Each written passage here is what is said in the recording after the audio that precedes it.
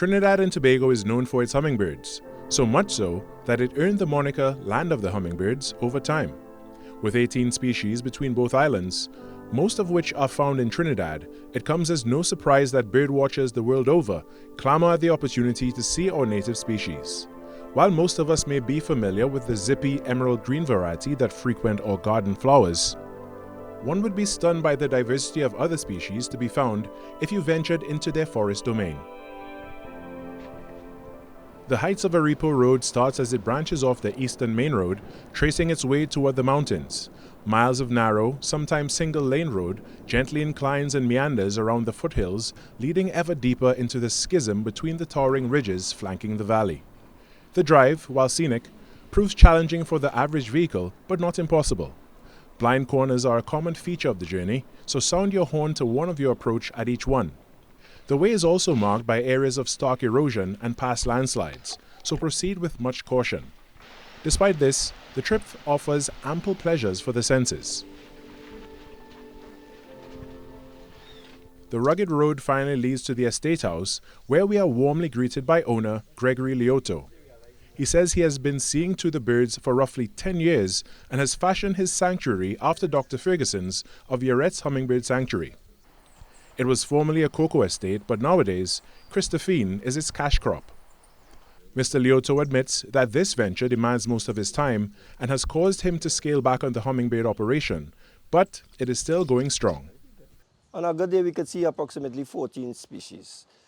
And Yoret, as I say, they might have a little bit more than Aripo because they have a more regular feeding program. However, because of the altitude here, we get hummingbirds that you would not really see anywhere else, and it's a place to visit to see the hummingbirds. Of the species found only at such altitudes as Aripo is one called the brown violator. While not the largest of hummingbirds, it is territorial and often aggressive to the other birds. Mr. Lioto tells us that they tend to claim feeders as their own and fiercely defend them from other birds.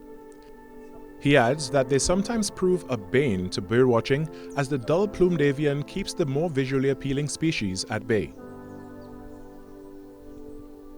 The valley is undeniably charming and features the type of serenity that money can't buy. Yet, a remnant of the estate's cocoa farming history has been converted, given new life and purpose as an Airbnb unit.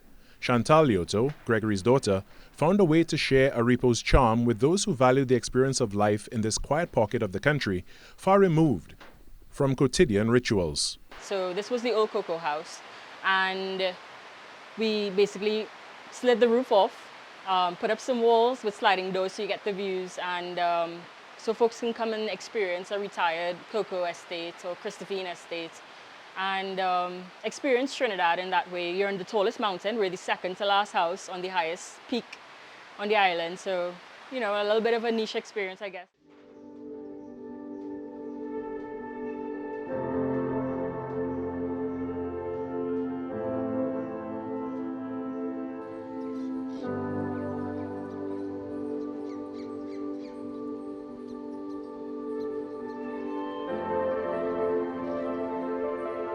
Nestled in the heights of Aripo, the hummingbirds may be the first to draw you in, but it's the rare tranquility and authentic experience that make you linger.